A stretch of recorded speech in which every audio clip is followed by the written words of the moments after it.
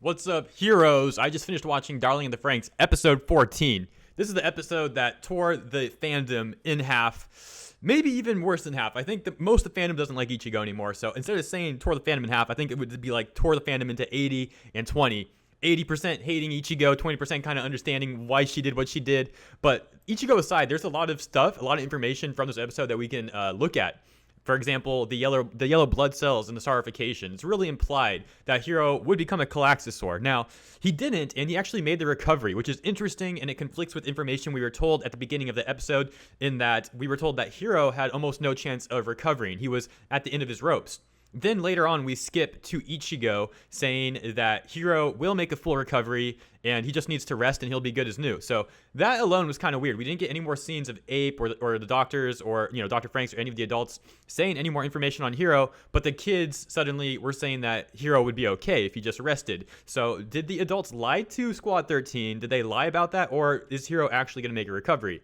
There's weird things like that going on in this episode, but let's talk about Ichigo and Zero Two for a moment here. And I'm going to be honest with you guys. I need to be to work in like 15 minutes. But I just finished watching this episode. I got up late and I wanted to make a video on it and talk about it because who the heck is not talking about this episode right now? I think the whole Discord is going crazy. The Discord is getting like more messages than ever. The whole Reddit's crazy. The whole fandom is divided right now, basically, like I said, about Ichigo and Zero Two. Now, personally, what do I feel about Ichigo?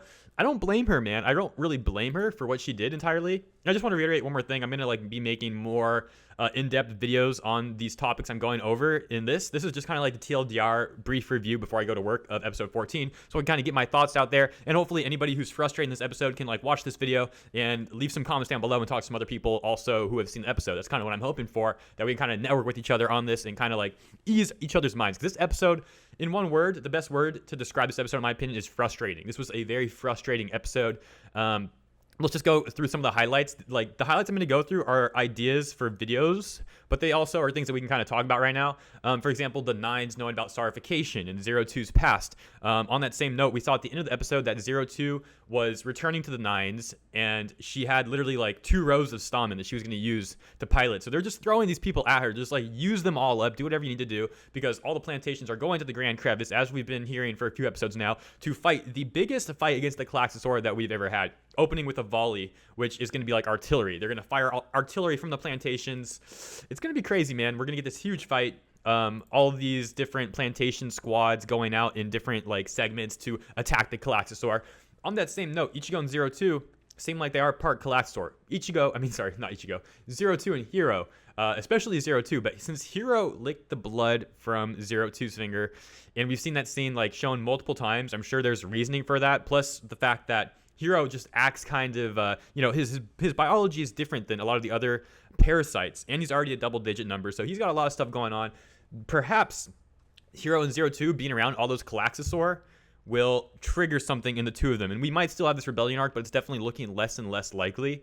Again, I'm just kind of going through my notes real quick, just kind of getting this video out there, and I'm going to do more specific videos coming up. This might be kind of rambly, kind of not so focused on a single topic, but again, this is just my first thoughts. I just watched the episode. I got to be working 15 minutes. I got to hurry. I don't really blame Ichigo for being nervous about Zero Two seeing Hiro. She doesn't know about the past they had. She doesn't know about the memories that they had. She doesn't know that they've been through so much together already. And she just sees Hiro as kind of having a crush on Zero Two, I think. That's all Ichigo knows. She knows that she has feelings for Hiro. She doesn't really understand why that works because the parasites are brainwashed, and this is the first squad that's been really allowed to even have these kind of feelings, to have names and whatnot. So it's she has a very limited perspective on what a relationship is, and she probably just thinks Hiro has feelings for Zero Two. But she thinks, she's thinking that Hiro is making this choice to go towards Zero Two for feelings that are not really warranted, and he's throwing his life away for nothing because she is willing to love him too. So she wants Hiro to see that she loves him, and he doesn't have to be with the girl that's gonna maybe, destroy his life.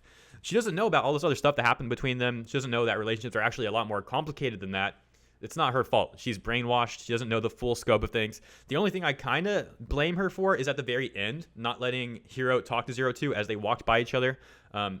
Because she was okay with Zero Two talking to Hiro before that. She was, they went to the room and saw that he was gone. He escaped. Now, it's not Ichigo's fault entirely because Zero Two did literally just beat up the whole team. She could have probably even RIP'd some of them if she wanted to. But she didn't do that. So Ichigo obviously is a little bit traumatized after what Zero Two did. So it doesn't, she's a little warranted to have changed her opinion on that after Zero Two assaulted the entire team and beat them all into submission, basically. Was holding Ichigo up like she was about to choke her out or something, dude. So yeah, Ichigo flip-flopped at the end there, at first saying Hiro could see her and then saying, no, you can't see her. But again, we have to take into account that Zero Two literally like could have destroyed the whole team, and she at least beat a lot of them up, knocked some of them unconscious and whatnot. So that is insane. So yeah, I don't really blame Ichigo that much for those reasons. I definitely want everything to work out between Hiro and Zero Two, but I don't blame Ichigo for what she did. Now, I'm really interested in the yellow blood cells. I'm interested in the Calaxasaur blood, the sarification, and all that.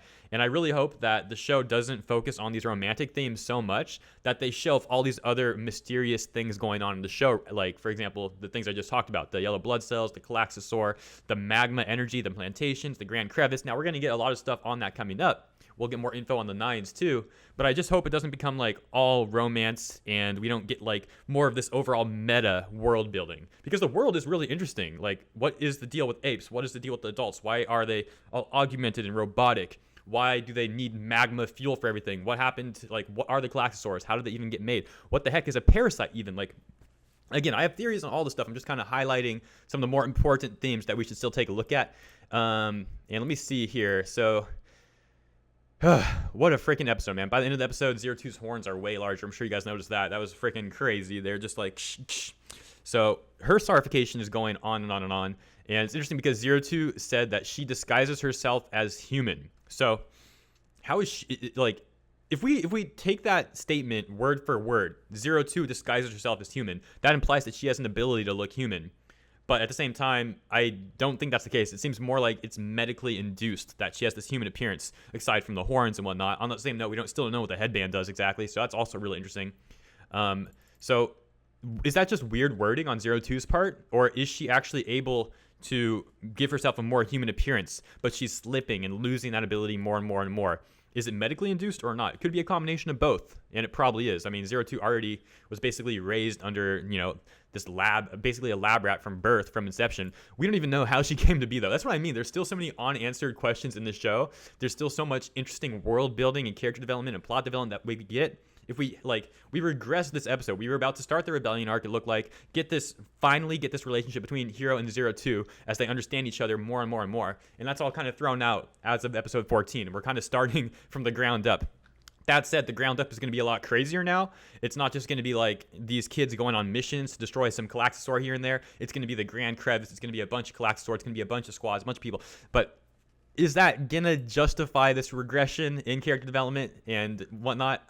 I don't know, man. I hope it is. I don't know. That's about all I have for this video. It was a crazy episode, guys. If you haven't seen it, well, I don't know why you watched a review on it if you haven't seen it.